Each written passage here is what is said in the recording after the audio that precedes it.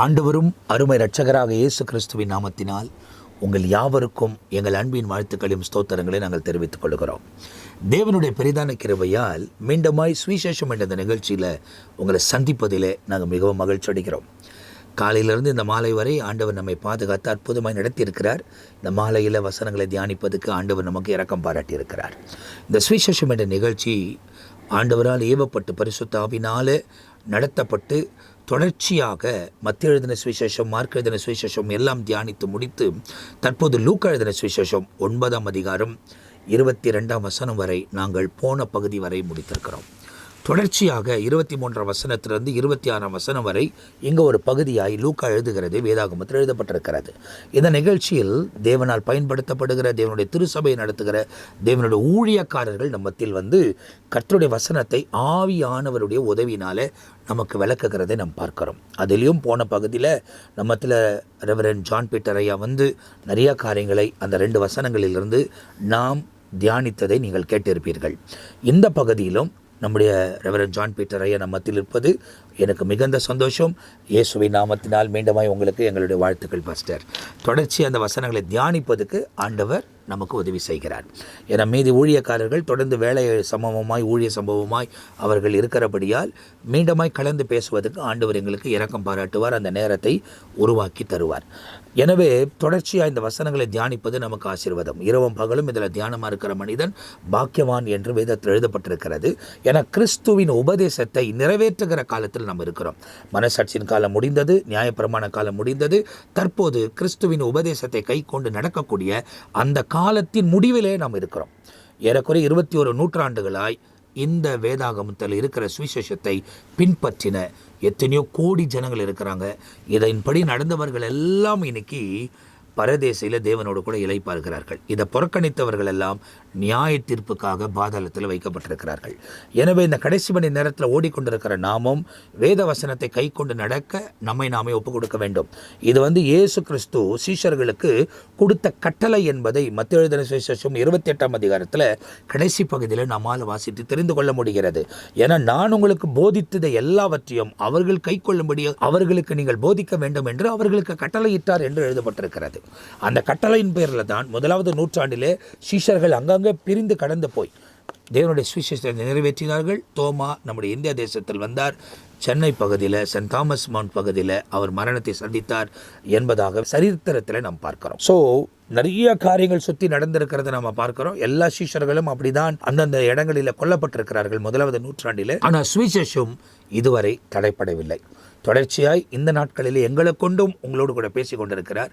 காலம் தாமதிக்குமானால் இன்னும் அநேகரை எழுப்பி தனக்காக பயன்படுத்தவும் தேவன் சர்வ வல்லமையுள்ளவராக இருக்கிறார். ஆனால் அந்த காலம் இன்னும் செல்லும் என்ற ஒரு நம்பிக்கை எங்களுக்குள்ள இல்லை. காரணம், வெகு சீக்கிரத்தில் நடந்து முடியக்கூடிய அந்த காரணத்தையும் அந்த தீர்க்க தரிசனங்களையும் நிறைவேறுகிறத நாம் பார்க்கிறோம். எனவே இந்த காலத்தில் ரொம்ப அதிகமாய் வேதத்துக்கு கவனம் கொடுத்து கர்த்தரின் வசனத்தை வசனமாய் தியானித்து ஒவ்வொரு நாளும் இதில் நாம் தேறினவர்களாய் மாறும்போது கர்த்தர் தம்முடைய பிரசன்னத்தை தொடர்ச்சியாக நம்முடைய வாழ்க்கையில் விளங்க பண்ணுவதற்கு அவர் உண்மையுள்ளவராக இருக்கிறார். போன பகுதியில் நம்ம ரெவரண்ட் ஜான் பீட்டர் ஐயா ஒரு சம்பவம் சொன்னது எனக்கு என்ன கவனம் வருது அப்படின்னாக்கா, காணாவூர் கல்யாணத்து குறித்து ஒரு சின்ன காரியத்தை சொன்னார். அப்போ என் நேரம் வரவில்லை என்பதை சொன்ன அதுக்கு பின்பு நேரம் வந்த பிறகு அவர் செய்கிறார். மரியாள் கேட்குறாங்க இயேசுகிட்ட, ஆனால் இயேசு அவங்களுக்கு சொல்கிற பதில் என் நேரம் வரவில்லை அப்படின்னு சொல்கிறாரு. ஆனால் கொஞ்ச நேரத்தில் இந்த காரியத்தை செய்ய ஆரம்பிக்கிறார். ஏன்னா பிதா ஆனவர் மரியாள் இயேசுக்கு சொன்னதை கனப்படுத்த முடியாது. ஏன்னா பிதா ஆனவர் மரியாளுக்கு சொன்னதை மரியாள் கனப்படுத்தினார்கள். பரலோகத்திலிருந்து செய்தி வரும்போது அதை ஏற்றுக்கொண்டார்கள். அப்படியே ஆகட்டும் என்று சொன்னார்கள். அவங்க வாழ்க்கை, அவங்க உயிரை பணியம் வைத்தார்கள். ஏன்னா திருமணத்துக்கு முன்பதாய் ஒரு கன்னிகை கர்ப்பவதியாக ஆகுவது மோசேயின் நியாயப்பிரமாணத்தின்படி அவங்கள கல் எறிந்து கொல்லக்கூடிய ஒரு சூழ்நிலை அவர்களுக்கு உருவாயிருக்கும். அப்போ உயிரை பணையம் வைக்கிறாங்க. அவங்க அந்த திட்டத்தை நிறைவேற்றுவதற்கு தன்னை ஒப்புக் கொடுக்கிறார்கள். அப்படி அவங்க பிதாவின் சித்தத்தை நிறைவேற்றுவதற்கு கேப்ரியல் கொண்டு வந்த வார்த்தையை கீழ்ப்படிந்து நடந்தது நிமித்தமாய் இப்போ அவங்க இயேசுகிட்ட கேட்டபோது இயேசு என்னன்றாரு, இப்போ என் நேரம் வரலன்றாரு. ஆனால் பிதா அவருக்கு உடனே சொல்லியிருப்பார், என்ன அவங்க சொன்னதை நீ செய்யணும். அதனால தான் அவர் தொடர்ந்து போய் என்ன பண்ணுறாரு, முதலாவது அற்புதத்தை அந்த இடத்துல எல்லாருக்கும் முன்பதாயும் நிறைவேற்றினார் என்பதாக வேதத்தில் எழுதப்பட்டிருக்கிறது. இதிலிருந்து என்ன தெரிகிறது, நாம் தேவனுடைய சித்தத்தை நிறைவேற்றுவோமானால் நம்ம ஜபத்துக்கு அவர் பதில் கொடுப்பார் என்பதில் ஒரு சந்தேகமும் கிடையாது. அதாவது நீ மனுஷனுக்கு முன்ன தேவனை கனப்படுத்தினால் அதே மனிதர்களுக்கு முன்பதாய் தேவன் உன்னை கனப்படுத்துவதற்கு அவர் சர்வ வல்லமை உள்ள தேவனாய் இருக்கிறார். எனவே இந்த வேதத்தை ஆராய்ந்து இரவும் பகலும் தியானிக்கும் போது அநேக காரியத்தை இதிலிருந்து நம்மால் கற்றுக்கொள்ள முடிகிறது. இப்போ நாங்கள் பேசிக்கொண்டே இருக்கும் போது ஒவ்வொரு வசனமாக பார்க்கும்போது நிறைய காரியத்தை ஆண்டவர் நினைவுக்கு கொண்டு இருக்கிறார். இது எங்களால் ஏற்படுகிற ஒன்றல்ல, பரிசுத்த ஆவியினால எங்களுக்குள்ள தோண்டப்படுகிற காரியங்கள். எனவே இந்த நிகழ்ச்சியிலும் அன்பு போதகர் நம்ம மத்தியில் இருக்கிறார்.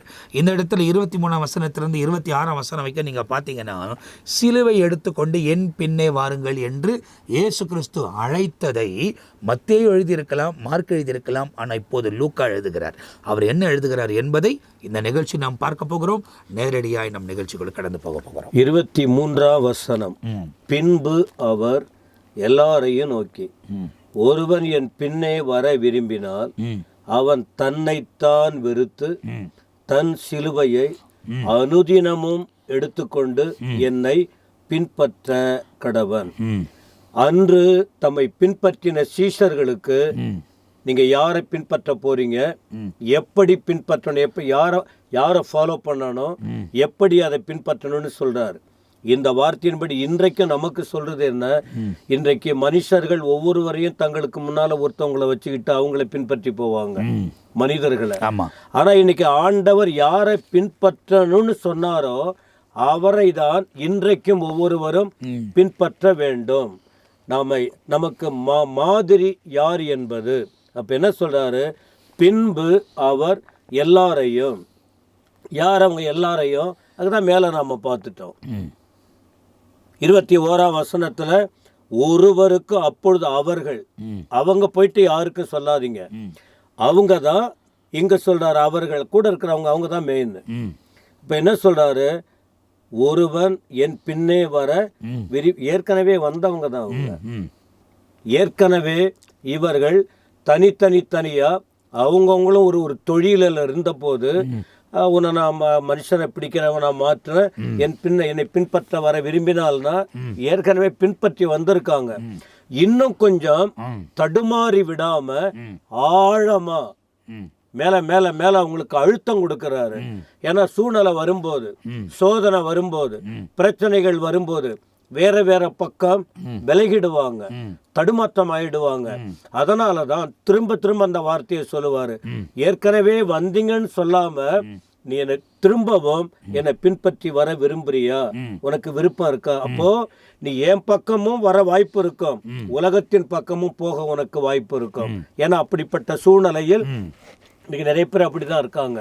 நிறைய பேர் பைபிள் ஸ்கூல் படிச்சவங்க, நிறைய பேர் அபிஷேகம் பெற்றவங்க, ஆலயத்தில் வந்த அற்புதத்தை கண்டவங்க, ஆண்டவரால் சுகமாக்கப்பட்டவங்க இன்னைக்கு பின்மாற்றமா போய்கிட்டு இருக்காங்க. கண்டிப்பாக ஒரு சூழ்நிலை வந்த உடனே பாஸ்டர் நிறைய பேர் ஊழியத்துக்கு ஒப்பு கொடுத்த பிறகு அதுக்கு பிறகு சொந்த பலத்தையும் சொந்த திறமையும் இல்லை சொந்த ஞானத்தையும் நம்ப போயிடுறாங்க. என்னன்னாக்கா, நான் வேலை பார்த்துருந்தாலே நல்லா வாழ்ந்திருப்பேன். அவங்களுக்கு தெரியல, உலகத்தில் இருக்கிற வேலையை பார்க்கலும் இந்த ஊழியம் அதிக கனமானது. இது இப்போது இந்த தற்காலிகமான வாழ்க்கை. நான் உலகத்தை பார்ப்பது எப்படின்னா, இது ஒரு தற்காலிகமான வாழ்க்கை, எப்போ முடியும்னே தெரியாது. இதுக்கு பிறகு வர்றது தான் நமக்கு ஒரு நித்தியம். அந்த நித்தியத்துக்குள்ளே நடத்தக்கூடியதே இது தான். இன்றைக்கி உலகத்தில் ஒரு மனுஷனை இல்லை ஒரு அமைச்சரை உருவாக்குறதுக்கு எலெக்ஷன் வைக்கிறாங்க. 5 ஆண்டு காலம். அடுத்தது என்ன நடக்கும்ன்றது திரும்ப அவங்க ப்ரூவ் பண்ணி தான் காமிக்கணும். ஆனால் இதில் இந்த வசனத்தில் நம்ம ப்ரூவ் பண்ணிட்டோம் அப்படின்னாக்கா, நித்தியமாக யுகமாக தேவனோட இருப்பதுக்கு நமக்கு அவர் உதவி செய்கிறார். ஸோ அந்த அனுபவம். ஆனால் நிறைய பேர் அப்படி இருக்கிறாங்க. அதுதான் இந்த இடத்துல ஒரு அப்படி சொல்கிறத நம்ம பார்க்குறோம். நீ தன்னைத்தானே வெறுத்து சிலுவை எடுத்துக்கொண்டு ஒவ்வொரு நாளும் என் பின்னே வர கடவன் என்று சொல்லுகிற விஷயம் இன்றைக்கி நிறைய பேர் நீங்கள் சொல்கிற மாதிரி விலகி தான் போகிறாங்க. நிறைய பேர், அதாவது வெளிநாடுகளில் நீங்கள் பார்த்தீங்கன்னா ஊழியம் செய்திருந்த நிறைய பேர் சபைகளை மூடிவிட்டு வேலை செய்து கொண்டிருக்கிறத பார்க்குறோம். அப்படிப்பட்ட காரியங்கள் நடக்குது. ஆனால் இவர் தன்னுடைய சீஷர்களை பலப்படுத்துறாரு. ஏன்னா இவங்களை கொண்டு தான் காரியங்களை ஸ்தாபிக்க வேண்டும். அடுத்து இன்னொன்று, ஏன் இப்படி விலகி போகிறாங்கன்னு சொன்னால், ஆரம்பத்தில் வரும்போது அவங்களுக்கு ஒன்றும் தெரியல. இவங்களையும் சரி மற்றவங்களும் ஆரம்பத்தில் ஒன்றுமே தெரியாம தான் வர்றாங்க. இப்போ நிறைய கற்றுக்கிட்டாங்க. கற்றுக்கொண்டதுனால உலகத்தின் பக்கமும் மோகம் வந்துடுது. ஓ, இங்கே போன பழிச்சிக்கலாம், இங்க போனா நம்ம மேல வந்துடலாம், தரிசனம் தடுமாறிடுது. இவங்க ஏற்கனவே வந்தவங்க தான், அப்போ ஒன்றும் தெரியாது. இப்போ நிறைய கத்துக்கிட்டு இருக்காங்க. ஒருவேளை இதை விட வேற ஒண்ணு நல்ல பார்வைக்கு நல்லா இருக்குன்னு சொல்லிட்டு இவங்க போயிட்டா, தேவ நோக்கம் ஆண்டவர் யாரை கொண்டும் அவர் திட்டத்தை நிறைவேற்ற முடியும். ஆனா இவர்களை அதுக்குன்னு தெரிந்து கொண்டாரு. அதனாலதான் நான் என் கூட தான் நீங்கள் வந்துக்கிட்டு இருக்கீங்க, அற்புதத்தை கண்டிங்க, எல்லாம் செஞ்சீங்க. இப்போ உங்களுக்கு புத்தி தெளிவாக இருக்கு, நல்ல ஞானம் வந்திருக்கு. இப்போ இதற்கு முன்னாடி நான் உங்களை அழைக்கும் போது இருந்த சூழ்நிலை வேற, இப்போ என் கூடவே இருக்கிறதுனால நிறைய கற்றுக்கிட்டீங்க. ஆனால் இதை விட உலகம் உங்களை கவர்ந்து இழுக்கும். நீங்கள் அங்கே போறீங்களா, இல்லை விரும்பி என் கூட வர போறீங்களா? உங்க விருப்பம்னு சொல்லலை, நீ விரும்பினால், உனக்கு ஒரு வேளை என்ன பின்பற்ற விரும்பினால் ஒண்ணு செய்யணும், உங்களை வெறுக்கணும். ஏற்கனவே வலையெல்லாம் விட்டுட்டு தான் வந்தீங்க, ஏற்கனவே வரி வசூலிக்கிற தொழிலை விட்டு வந்தீங்க, எல்லாத்தையும் விட்டுட்டு தான் வந்தீங்க. ஆனா திரும்பவும் உங்களுக்கு கவனம் வந்துடும் அது மேல. ஆனா இப்ப வந்தால் திரும்பவும் நீ போய் வலையை எடுக்க கூடாது. திரும்பவும் போய் அந்த நட்புல கலந்துகிட்டு உலகத்துல உழன்று திரியக்கூடாது. ஏன்னா ஒரு தூய்மையான, மேன்மையான, தெளிவான பரலோக திட்டத்தை பூரணப்படுத்தும்படி அவருக்கு அடுத்து இவர்கள் மேல ஆண்டவர் வச்சிருக்கிறார். இவர்களுக்கு பிறகுதான் மற்ற 70 பேர், மற்ற ஆயிரக்கணக்கான மக்கள், இன்னும் திரளான லட்சக்கணக்கான மக்கள் இந்த 12 பேருக்கு பிறகுதான். அதனால நீங்க என் பின்ன வர விரும்பினால் உங்களை வெறுக்கணும். வெறுக்கிறதுனா அதான் தன்னைத்தானே வெறுத்து. இதுக்கு ஆண்டவர்லாம் தன்னை வெறுத்து வந்ததெல்லாம் நம்ம பிலிப்பியர் 2ஆம் அதிகாரத்தில் நம்ம பார்க்குறோம். வெறுக்கணும்னா இது எனக்கு வேண்டாம் அப்படின்னு சொன்ன பிறகு பரவாயில்ல, திரும்பவும் போய் அதை எடுத்து கொஞ்சம் சாப்பிட்டுடலாம். எனக்கு அது வேண்டாம் அப்படின்னா வேண்டாம், அவ்வளோதான். அது தொந்தரவாயிடுச்சு. தொந்தரவாக இருக்கிறத நீ எடுத்துக்கிட்டா தொந்தரவு கொடுக்கும். அதனால் அதை வெறுக்கணும். தன் சிலுவையை எடுத்துக்கொண்டு நடக்கணும். யாருடைய சிலுவைன்னா, இப்ப பேதுருன்னா அவருக்குன்னு சிலுவைனா அவருடைய பொறுப்பு, அவருடைய அழைப்பு. அதுல பாடுகள் இருக்கும், அவங்களுக்கும் அவருடைய பொறுப்பு, அவர்கள் அழைப்பு. ஆனா அது அது சுலபமானது அல்ல, அது கடினம். ஏன்னா ஆரம்பத்திலே ஆண்டவர் அவங்களுக்கு போடுறது ஆசை காட்டி அவங்கள வழி நடத்தல. நீ என்னை பின்பற்றி வந்தால உன்னை பயன்படுத்த போற, உனக்கு வரங்களை கொடுக்க போற, உனக்கு நான் இந்த பதவியை கொடுப்பேன், அந்த பதவியை கொடுப்பேன், இங்க உயரத்துல வைப்பேன், நீ பெருசா இப்படி நீ இருப்ப அப்படின்லாம் சொல்லவே இல்லை. ஆமா, அந்த மேன்மையை காட்டி அழைக்கல. அழைக்கும் போது நீ பின்பற்றி வந்தால் நீ கஷ்டப்படணும் தான், நீ கண்ணீர் விட வேண்டிய நிலைமை வரும். அதனால இன்னைக்கு உபதேசங்கள், ஒரு கூட்டம் உபதேசம் பண்ணும்போது என்ன சொல்றாங்க, இயேசுவை ஏற்றுக்கொள்ளுங்க, உனக்கு கஷ்டமே வராது, வியாதியே வராது, உனக்கு என்னென்ன வேணும் உலக பிரகாரமான ஆசீர்வாதங்கள் எல்லாமே உனக்கு கொடுப்பார். அப்படி பைபிள்ல சொல்லல. நாம் படித்த, நமக்கு ஆண்டவர் கொடுத்த சுத்த சுவிசேஷத்தில் அப்படிப்பட்ட உபதேசம் இல்லை. ஏன்னா ஆண்டவர் எடுத்த உடனே எல்லாத்தையும் விட்டுட்டு வந்தவர்கள் கற்றுக் கொடுக்கிறார். கற்றுக்கொண்டவர்களுக்கு மீண்டும் அவர்களுக்கு அழுத்தமா, ஏன்னா ஓடி இருக்காங்க திரும்ப, அது வேற. அப்படி சொல்லியும் அவர்கள் பின் வாழ்க்கை பாதிக்கப்பட்டிருக்கு. அதனால முன்கூட்டியே அழுத்தமா தெளிவா சொல்றாரு, நீ பின்னால வர விரும்பினால் உன்னை வெறுக்கணும்.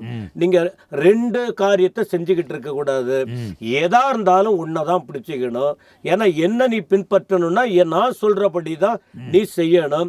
அப்படி வரும்போது உங்க 12 பேருக்கும் ஒவ்வொருவருக்கும் ஒரு பொறுப்பு. சிலுவை என்பது பொறுப்பு, சிலுவை என்பது அழைப்பு, சிலுவை என்பது அவர்கள் கடமையை தவறாமல் தெளிவா செய்யணும், செய்து முடிக்கணும். ஆமென். ஏன்னா இடையில பல சோதனைகள் வரும்போது விட்டு ஓடிவிட கூடாது. அதனால்தான் இந்த சிலுவை என்பது அவமானம் தானே. சிலுவை என்பது சுமக்க முடியாத துன்பங்கள் அல்லவா. சிலுவை என்பது வலி, வேதனை நிறைந்த அனுபவம். அப்ப என்ன நீ பின்பற்றினா இதெல்லாம் வரும். இதுக்கு பின்னால நான் கூட இருப்பேன், உன்னை நடத்துவேன், அது வேற. ஆனால் இந்த பாடுகள் இதெல்லாம் உனக்கு உண்டு. அது எப்ப எடுக்கணுமா? வருஷத்துக்கு ஒரு முறையா? அவர் என்ன சொல்றாரு? அனுதினமும். அப்ப அனுதினமும் அழைப்பில நிக்கணும், விலகக்கூடாது. ஆமா. அனுதினமும் பொறுப்பை நினைத்து செயல்பட வேண்டும். அனுதினமும் வசனத்தை பிடித்து கொண்டு வாழ வேண்டும். இன்னைக்கு பல முந்தி நான் நல்லா இருந்தேன் அப்படியெல்லாம் சொல்றவங்க இருக்காங்க. இப்ப கிறிஸ்துவே கற்றுக் கொடுத்தார். ஆண்டவர் இயேசு கூட அனுதினமும் அவமானப்பட்டிருக்காரு. ஆமா, அனுதினமும் அவர் வலியை சுமந்திருக்கிறாரு. அதனால்தான் சீஷர்களுக்கு கற்றுக் கொடுத்தார். குரு எப்படி இருந்தார், கூட இருந்த சீஷர்களுக்கும் அதை தான் சொல்லி கொடுத்தார். இது சொல்லிட்டு அடுத்து 2வது சொல்றாரு, சுயத்தை சார்ந்து வாழக்கூடாது, தியாகம் பண்ணி வாழணும். 23ஆம் வசனத்துல அழைப்பை உறுதிப்படுத்துகிறார். அழைப்பில் உறுதியாய் இருக்க வேண்டும், அழைப்பை விட்டு விலகாத. ஏன்னா பரலோக அழைப்பை பெற்று நான் வந்த என்னுடைய நோக்கம் நிறைவேறுகிற வரைக்கும் ஒரே நோக்கம்தான் என்னது. அப்ப என்னை பின்பற்றுகிற நீங்களும் இதை பின்பற்றி தான் வரணுங்கிறத கூட இருந்தவங்களுக்கு கற்றுக் கொடுத்தார். 24ல சொல்வது, உனக்குன்னு ஒரு மேன்மையை விரும்பாது, தியாகம் பண்ண கற்றுக்கொள்ள வேண்டும். என்ன தியாகம்? 24ல தன் ஜீவனை ரட்சிக்க விரும்புகிறவன் அதை இழந்து போவான். அப்படின்னா என்ன அர்த்தம்? தன் ஜீவனை ரட்சிக்க விரும்புகிறவனை தன்னைத்தானே அவனால் பாதுகாத்து கொள்ள முடியாது. தன் ஜீவனை ரட்சிக்க விரும்புகிறவன்னா என் உயிர் என் கையில் அல்ல, நான் என்னால் முடியும், நான் சமாளிச்சுக்குவேன், நான் என்னால் முடியும், அந்த உணர்வு உன்னை கண்டிப்பாக முடியாத, நீ இழந்து போயிடுவேன். நீ சுயத்துக்கு இடம் கொடுத்தால், நீ உன்னுடைய முயற்சிக்கு இடம் கொடுத்தால், நீங்க உன்னுடைய திறமையை பார்த்து நாங்கள் சமாளித்துக் கொள்ளுவோம் என்று சொன்னால் அதை இழந்து போயிடுவீங்க. உன் சொந்த பலத்தால் ஒன்றும் முடியாது. அடுத்து அதுக்கு பதில் சொல்றாரு. ஆனா அதே நேரத்துல என்ன பின்பற்றணும்னு நீ விரும்பினால் என்ன செய்யணும்னு சொன்னபார், அனுதினமும் கஷ்டப்பட்டு வரணும்னு. ஏன்னா அதன் நடுவில் தான் ஒரு மேன்மை இருக்கு. சொல்லிட்டு என் நிமித்தம் நீ ஒருவேளை உன்னுடைய காரியத்துக்காக உன்னை இழந்தா நான் பொறுப்பு இல்லை. உன் சுயத்துக்காக, உன் புகழுக்காக, உன் வளர்ச்சிக்காக, உன்னுடைய மேன்மைக்காக ஒன்றை நீ செஞ்சின்னா அது உனக்கு சொந்த பலத்தை உன் சுய பலத்தின் மேல் உன்னால் நிற்க முடியாது. அதனால் என் நிமித்தம், நான் தானே உங்களை அழைச்சேன், நான் தானே உங்களுக்கு பொறுப்பு கொடுக்குறேன், நான் தானே உங்களுக்கு கற்றுக் கொடுக்குறேன். ஆனால் என் நிமித்தம் தன் ஜீவனை இழந்து போகிறவன் அதை ரட்சித்து கொள்ளுவான். நீ உன் காரியத்தில் இருந்தால் உனக்கு திரும்ப அது கிடைக்காது. ஆனால் என் வார்த்தை நிமித்தம் எனக்காக உன் ஜீவன் போகுதுன்னு வச்சுக்க, நீ அதை காத்து கொள்ளுவ, உனக்கு நஷ்டம் கிடையாது. சுயத்தின்படி போனால் இழப்பு, ஆண்டோடைய வார்த்தையின்படி செயல்பட்டால் லாபம். அதுதான் 24ஆம் வசனத்துல சொல்லுகிறார். அப்போ ஆரம்ப நாட்கள்ல கொஞ்சம் வந்த பிறகு, நான் ஏற்கனவே சொன்ன, ஞானம் வந்த பிறகு, பணம் வந்த பிறகு, பலன் வந்த பிறகு, அந்தஸ்து வந்த பிறகு மற்றவங்களை மதிக்க மாட்டாங்க, மற்றவங்களுடைய ஆலோசனையை கேட்க மாட்டாங்க. கண்டிப்பா இன்னும் சொல்லுகிறேன், நாம இன்னும் நல்லா வளர வளர வளர வளர நிறைய ஆலோசனை தேவை நமக்கு. கண்டிப்பா என்கிட்ட குறைகள் இருந்தா எனக்கு சொல்லி கொடுங்க, நான் என்னை மாற்றிக்கொள்ளுகிறேன். இதுதான் வளர்ச்சி. ஏன் அப்படின்னு சொன்னால், வளர வளர எல்லாருடைய கண்களும் அவங்க மேல பட ஆரம்பிக்கும். நம்ம கரெக்டா போறோம்னு சொல்லிக்கிட்டு இருப்பாங்க, ஆனா நம்மை அறியாம சில இடர்பாடுகள், சில குறைபாடுகள் இருக்கும். இத இவருக்கு போய் நாம ஏன் சொல்லணும் அப்படின்ட்டு மௌனம் காப்பாங்க. ஆனால் மற்றவங்க நம்ம குறைகளையே ஏதோ சுட்டி காட்டினாதான், நம்மளை மாற்றிக்கொள்ள வேண்டும், அப்போ இன்னும் நல்ல நிலைக்கு வர முடியும். அதனால தான் இங்கே மற்றவங்க இந்த 24ஆம் வசனத்தில் நாம் பார்க்கும்போது, சொந்த காரியத்தில் நீ போனீன்னா நீ தற்காலிகமாக நல்லா இருக்கலாம், ஆனால் தெய்வீகத்துக்குள்ளே நீ வந்து விட்டால் உன்னை நீ ரட்சித்து கொள்ளுவாயின்னா நீ உன்னை ஆத்துமாவை கிட்டு போகாது என்பதாக அந்த வசனத்தில் சொல்றாரு. இப்ப 25ஆம் வசனத்துல சொல்றாரு பாருங்க, மனுஷன் உலகம் முழுவதையும் ஆதாயப்படுத்தி கொண்டாலும் தன் சொந்த ஆத்மாவை தன்னைத்தான் கெடுத்து நஷ்டப்படுத்தினால் அவனுக்கு லாபம் என்ன? 23ஆம் வசனத்தினுடைய வசனத்தின் ஆழம், அதன் தொடர்பு 24. இப்ப 24ல சுயத்துக்கு இடம் கொடுக்காத. இப்ப உனக்கு புத்தி தெளிஞ்சிச்சுன்ட்டு நீ சுயமா நடக்க விரும்பாத, நீ இழந்துடுவ. ஆனா அந்த இடத்துல என்ன முக்கியப்படுத்தி நீ பேசணும், என்ன முக்கியப்படுத்தி வாழணும், என் அழைப்புல உறுதியா இருக்கணும், என் வார்த்தையை கேட்கணும், வலதுபுறம் இடதுபுறம் சாயக்கூடாது, கலப்பையின் மேல கைய வச்சிட்டினா திரும்பி பார்க்க கூடாது. அப்படின்னா நீ இப்போ நீ அதை இழந்து போயிடுவ. அதை சொல்லிட்டு தான் சொல்றாரு, ஒருவேளை இப்ப நீ வளர்ச்சி ஆயிட்ட, நீ குழந்தையா இருந்த போல இருந்த, உனக்கு ஒன்றும் தெரியல. இப்ப அடுத்த கட்டம் வளர்ச்சி ஆயிடுச்சு. இப்போ உனக்கு சம்பாதிக்கிற வழி தெரிஞ்சு போச்சு, மதிப்பை தேட வேண்டிய வழி வந்துச்சு. இப்போ உன்னை பின்பற்ற ஒரு கூட்டம் வந்துகிட்டு இருக்காங்க. அந்த நேரத்துல நீ கவனமா இருக்கணும். உலகமே உனக்கு, உலகத்தையே உன் கைக்குள்ள வச்சாச்சு. எனக்கு என்ன, எனக்கு அந்த இது தேவையில்ல, எனக்கு இவங்கெல்லாம் தேவையில்லைன்னு சொல்லிட்டு எல்லாருமே உன் பின்னால வந்து உலகம் முழுவதையும் நீ ஆதாயப்படுத்தி கொண்டாலும் அங்க ஒரு ஜீவன் இருக்கு. தன்னைத்தான் கெடுத்து நஷ்டப்படுத்தினால் அவனுக்கு லாபம் என்ன? சரித்திரத்துல நாம பார்த்துருக்கிறோம். ஏற்கனவே நானும் குறிப்பிட்டிருக்கிறேன். இந்த கிரேக்க நாட்டின் ஒரு தலைவர், யார் அது? அலெக்சாண்டர். ரொம்ப சின்ன வயசுல துரிதமா நாடுகளை தன் வசப்படுத்தி அந்த ஆட்சிக்குள்ள கொண்டு வந்தார். சின்ன வயசு, ஞானத்தை உபயோகப்படுத்தி. ஆனால் அந்த நாள் வந்தபோது, மரண நாள், சின்ன வயசுல அவர் மறிக்க வேண்டிய நிலை வந்தது. அப்போ வரும்போது அவர் யோசித்தார், என்ன இவ்வளவு சீக்கிரம் எனக்கு இவ்வளவு பேர் வந்து போச்சு, புகழ் வந்தது, இவ்வளவு மேன்மை வந்துச்சு, என் பேரை பற்றி எல்லாம் சொல்கிறாங்க, இவ்வளவு சீக்கிரம். ஆனால் சில இடத்துல அவர் தோல்வியை காண வேண்டிய ஒரு நிலை வந்தது. அப்போ தான் யோசிக்க ஆரம்பித்தார். அப்போ எல்லாமே எனக்குள்ள வந்தாலும் ஒன்று எனக்கு தெரியுது, உள்ளத்தில் நிம்மதி இல்லை. பணம் இருக்கு, புகழ் இருக்கு, ஆள் பலம் இருக்கு, ஜனக்கூட்டம் என் பின்னால இருக்கு, எல்லா மேன்மையும் இருக்கு, ஆனா உள்ளத்தில் நிம்மதி இல்லை. அப்படின்னா இவர் என்ன பண்ணியிருக்காரு? தன்னைத்தானே கெடுத்து கொண்டிருக்கிறார். என்ன கெடுத்திருக்காரு? இவர் ஆத்துமா கெடுக்கப்பட்டிருக்கு. வெளி உலக மேன்மை ஒரு மகிழ்ச்சி போல இருந்தாலும் மகிழ்ச்சி கொள்வது எதுன்னா உள்ளம், ஆத்துமா. ஆனா அதுல நிம்மதி இல்லை. அதனாலதான் சொன்னார், நாம பல முறை சொல்லி இருக்கிறோம், கடைசியா அவருடைய இறுதி பயணத்தின் போது சொன்னார், அங்க கூட இருக்கிற எல்லாருக்கும் பார்த்து சொன்ன வார்த்தை, இந்த வசனத்தை மையமா வச்சுதான் அவர் யோசித்திருப்பார், அல்லது ஆண்டவர் இதை வச்சு நாம கற்றுக்கொள்ளுவதற்கு தான் இந்த இடத்துல இந்த காரியத்தை சொல்லியிருப்பார். உலகம், அவர் எல்லாத்தையும் ஆதாயப்படுத்தி கொண்டேன், கடைசியில் என் ஆத்துமாவை நான் இழந்துட்டேன், எனக்கு நிம்மதி இல்லை, அதனால் நான் சாக போகிற நேரம் வரும். அந்த சாகிற நேரத்தில் என் வெற்றியை மேலே கொண்டு வராதிங்க, என் ஆதிக்கத்தை, அந்த அதிகாரத்தை வெளிப்படுத்தி வாழ்க வாழ்க அலெக்சாண்டர், வாழ்க வாழ்க வாழ்கன்னு கோஷமிட்டு என் பெருமையை மேலே கொண்டு வராதிங்க, நான் தோத்து போயிட்டேன், வெளி உலகத்துக்கு நான் ஜெயம் பெற்றவன், ஆனால் என் வாழ்க்கை வரும்போது நான் தோல்வி கண்டவன் அப்படின்னு சொல்லிட்டு என்னுடைய சவப்பெட்டியில் என் 2 கரங்களையும் வெளியே வைத்து நீங்க ஊர்வலமாக கொண்டு போகணும். ஏன் என்று கேட்டால் அவர் சொன்னாரு, என் வெளி உலகத்துக்கு நான் ஜெயித்தவன், என் வாழ்க்கையில நான் தோற்று போனவனுங்கிறத ஜனங்க புரிஞ்சுக்கணும். ஆத்துமா மிகவும் விலையேற பெற்றது, இந்த ஆத்துமா தான் முக்கியம் என்பது அவன் நாள் வரும்போது மரண தருவாயில் உணர்ந்தான்.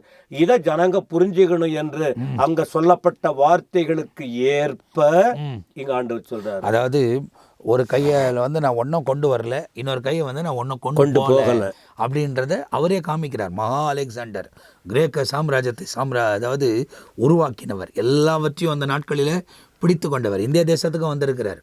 அப்போ நிறைய காரியங்கள் நடந்தவர், ஒன்றுமே இல்லை அப்படின்னு சொல்லிட்டு போகும்போது நம்மளாம் ஏமாத்திரும். பெருமை பாராட்டுறதுக்கோ மேன்மை பாராட்டுறதுக்கோ ஒன்றுமே கிடையாது. எந்த டைமில் என்ன நடக்கும்னு தெரியாது. ஆண்டவர் அது குறித்து தெளிவாக சொல்லுகிறது லூக்காங்க எழுதுகிறார் பாஸ்டர். அப்போ தொடர்ச்சியாக பாஸ்டர் அதான் அந்த 25 அதை சொல்லிட்டு, அதனால லாபம் என்ன, நீ வீடு மேல வீடு கட்டலாம், காரு மேல காரு வாங்கலாம், எல்லாமே பண்ணலாம். உனக்கு இப்போ இருக்கிற நீ பிறக்கும்போது ஒன்றும் வரல, நீ படிக்கும்போது ஒன்றும் வரல, இப்போ ஏதோ உங்கள் திறமையை வச்சு ஞானத்தை வச்சு ஏதோ வந்துச்சு, இருக்கட்டும். ஆனால் அதை எதற்கு உபயோகிக்கிறோம்? அதான் ஒரு முறை பைபிளில் தான் சொல்கிறார், 12 அதிகாரத்தில் தான், லூக்கா 12ல் ஒரு மனுஷன் சொன்னான், அவன் உலகம் முழுவதையும் ஆதாயப்படுத்துவது போல எல்லாத்தையும் சேர்த்து வச்சான். வந்துக்கிட்டே இருக்க அவனுக்கு நிறைய வந்தது. ஆனால் கடைசியில் ஒரு வார்த்தை சொன்னான், இப்போ அந்த சேர்த்து வைக்க இடமில்லை, தானியங்களை சேர்க்க, பணத்தை சேர்க்க, பொருட்களை சேகரித்து பாதுகாப்பாக வைக்க அவனுக்கு நேரம் இல்லை, இடம் இல்லை. அதனால அவன் சொல்றான், எல்லாத்தையும் இடிச்சு பெரிய களஞ்சியத்தை கட்டுவேன் அப்படின்னு சொல்லிட்டு ஒரு வார்த்தை சொன்னான், என் ஆத்துமாவே உனக்காக தான் இதை நான் சேர்த்து வைக்கிறேன். அவன் சேர்த்து வச்சது இந்த ஆத்துமாவுக்கு அல்ல, அழிந்து போகிற காரியத்திற்கு. அப்பதான் ஆண்டவர் சொன்னார், மதிகேடனே, இன்னைக்கு ராத்திரி எல்லாத்தையும் ஆதாயப்படுத்தின, சேர்த்து வச்ச, குவியலா வச்ச, அடுத்து எங்க வைக்கிறதுக்கு இடம்னு சொல்லிட்டு இடித்து பெருசா கட்ட யோசிக்கிறிய, உன் ஆத்துமாவை கெடுத்துக்கிட்டா எங்கப்பா போவோம் என்று எல்லாரும் உணர்ந்து வாழ்வதற்கு அங்கே சொல்லப்பட்ட வார்த்தை தான் இதே லூக்காவில் தான் இங்கே ஆண்டவர் முன்கூட்டியே சொல்லுகிறார். 26ல் சொல்றாரு, ஆண்டவரை குறித்து வெட்கப்படக்கூடாது. இப்படி ஆண்டவரை பின்பற்றி வர்றவங்க என்னை குறித்தும் என் வார்த்தைகளை குறித்தும் எவன் வெட்கப்படுகிறானோ அவனை குறித்த மனுஷகுமாரனும் தம்முடைய மகிமையோடும் பிதாவின் மகிமையோடும் பரிசுத்த தூதர்களின் மகிமையோடும் வரும்போது வெட்கப்படுவார். அப்ப என்ன, வாய்ப்பு கிடைக்கும் போதெல்லாம் இயேசுதான், அவர்தான் ரட்சகர், அவர்தான் விடுவித்தவர். அவருடைய வார்த்தையை கனப்படுத்தக்கூடியவர்கள், வார்த்தைய கலப்படம் இல்லாம சத்தியத்தை சத்தியமா அந்த சத்தியத்துக்குள்ள நித்தியத்தை கொடுக்கிற இயேசுவை உயர்த்தி பிடிக்க வேண்டும்.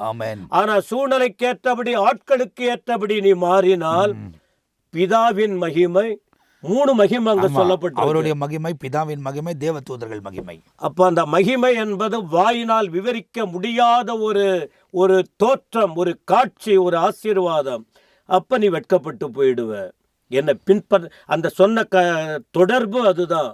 27 சொல்றாரு, இதனுடைய தொடர்ச்சி 27 வரைக்கும் இருக்கு. இங்கே நிற்கிறவர்களில் சிலர் தேவனுடைய ராஜ்யத்தை காணும் முன் மரணத்தை ருசி பார்ப்பது இல்லை என்று மெய்யாகவே உங்களுக்கு சொல்லுகிறேன். அவர் சொல்ற கருத்து வித்தியாசம். அதனால அதை நாள் வரும்போது தியானிக்க வாய்ப்பு இருந்தால் யோசிக்கலாம். எனவே ஆண்டவரை பின்பற்றணும், சுயத்தை சார்ந்து வாழக்கூடாது, உலகந்தான் வாழ்க்கைன்னு உல்லாசமா நுழைஞ்சிடக்கூடாது, வாழ்நாள் முழுவதும் இயேசுவை அறிக்கையிட வேண்டும். கர்த்தர் வரப்போகிறார், அந்த மகிமைக்குள்ளே பிரவேசிக்கணும்.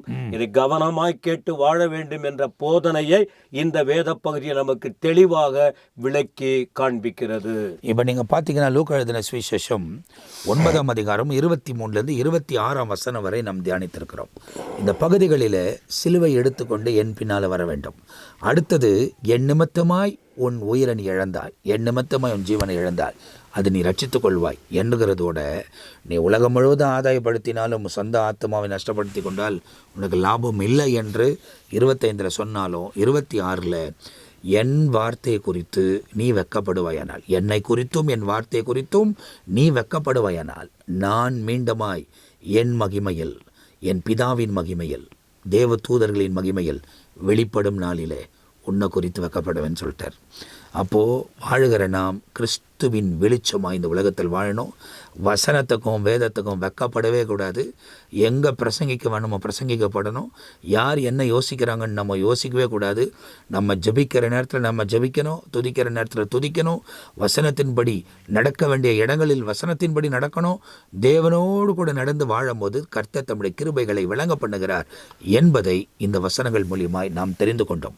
ரொம்ப அழகாய் ஆவியானவர் நம்ம அன்பு போதகர் மூலியமாய் நம்மோடு கூட பேசினதை நாம் நன்கு அறிந்திருக்கிறோம். தொடர்ந்து மீதியான காரியங்களை அடுத்த பகுதியில் நாம் தியானிக்க போகிறோம்.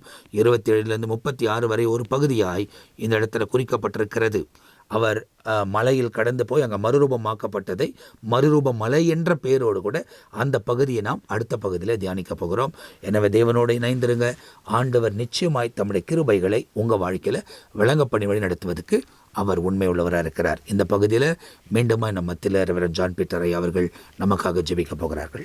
எங்கள் அருமை ஆண்டவரை துதிக்கிறோம். ஸ்தோத்திரம்பா. உம்மை பின்பற்றி வாழ்கிறவர்களுக்கு ஸ்தோத்திரம்பா. நிறைய சோதனைகள் வந்திருக்கு. ஸ்தோத்திரம்பா. நிறைய தடுமாறியும் போயிருக்காங்க. ஸ்தோத்திரம்பா. ஆனா இன்றைக்கு ஒரு போதனையை கொடுத்திருக்கீங்க. ஆமென். உம்மை எல்லாத்தையும் விட்டுட்டு ஆமென் இயேசுவேன்னு வந்து உங்க ஸ்தோத்திரம் பாதத்துல விழுந்து உமக்காக வாழ்கிற மக்களும் ஸ்தோத்திரம்பா. கனமான ஊழியத்தை செய்கிற பிள்ளைகளும் ஒருவேளை தாக்கப்பட்டிருப்பாங்க. சாத்தான் கலங்கடிச்சிருப்பான். ஸ்தோத்திரம். என்ன பண்ண போறோன்னு திகைத்து இருப்பாங்க. ஆமென். ஒரு இரக்கம் பாராட்டும். உங்களை நோக்கி பார்க்கிறவங்க, உங்க வார்த்தையை பிடிச்சவங்க, உமக்காக வாழ அர்ப்பணித்தவங்களை நீங்க தலைகுனிய விட மாட்டீர், தலை நிமிர வைப்பீர். இது எவ்வளவு பேர் கேட்கிறாங்க. இந்த வார்த்தை அவர்கள் வாழ்க்கையில அனுபவமா இருக்குமானால் அவர்கள் கண்களை திறந்தருளும். ஸ்தோத்திரம். இதயத்தில் கிரிய செய்யும், சரீரத்தில் விடுதலை தாரும், மனதை பலப்படுத்தும், வாழ்க்கையை கட்டி எழுப்பும். இயேசுவே உமக்கு நன்றின்னு சொல்லட்டும். உம்முடைய பாதத்தை பிடித்து கொள்ளட்டும். உம்முடைய ஆசீர்வாதம் தம்முடைய பிள்ளைகள் மேல இறங்கி வரும்படி ஒப்பு கொடுக்கிறோம். மகிமையாய் ஆட்கொள்ளும், உதவி செய்யும். இயேசுவின் மூலம் வேண்டுகிறோம் பிதாவே. ஆமென். ஆமென். பிரியமானவர்களே, இந்த நிகழ்ச்சி உங்களுக்கு ஆசீர்வாதமாக இருந்திருக்கும் என்று நாங்கள் நம்புகிறோம். தொடர்ந்து சுவிசேஷத்தை தியானிப்பது எனக்கு ரொம்ப ஆசீர்வாதமாக இருக்கிறது. கேட்குற உங்களுக்கும் கட்டாயம் ஆசீர்வாதமாக இருக்கும். நிகழ்ச்சியை பாருங்கள், மற்றவங்களோட ஷேர் பண்ணுங்கள். இந்த கிரேஸ் டெலிவிஷன் யூடியூப் சேனலை சப்ஸ்கிரைப் பண்ணிக்கொள்ளுங்கள். அப்போது உங்களுக்கு யூடியூபுடைய ஆல்கோரிதம் உங்களுக்கு இந்த நிகழ்ச்சியை கொண்டு வந்து சேர்க்கும். எனவே தொடர்ந்து தேவனோட நடப்போம். கர்த்தர் தம்முடைய கிருபைகளை நம்முடைய வாழ்க்கையில் விளங்க பண்ணுவார். இந்த பகுதியிலும் கர்த்தருடைய வார்த்தைகளை நம்மோடு கூட பகிர்ந்து கொண்ட அன்பு போதகருக்காக நான் கர்த்தரை துதிக்கிறேன். அடுத்த பகுதியில் நாம் சந்திக்கிற வரை நாங்கள் உங்ககிட்ட விடை பெறுகிறோம். கர்த்தர் உங்களை ஆசீர்வதிப்பாராக. ஆமென். ஆமென். ஆமென்.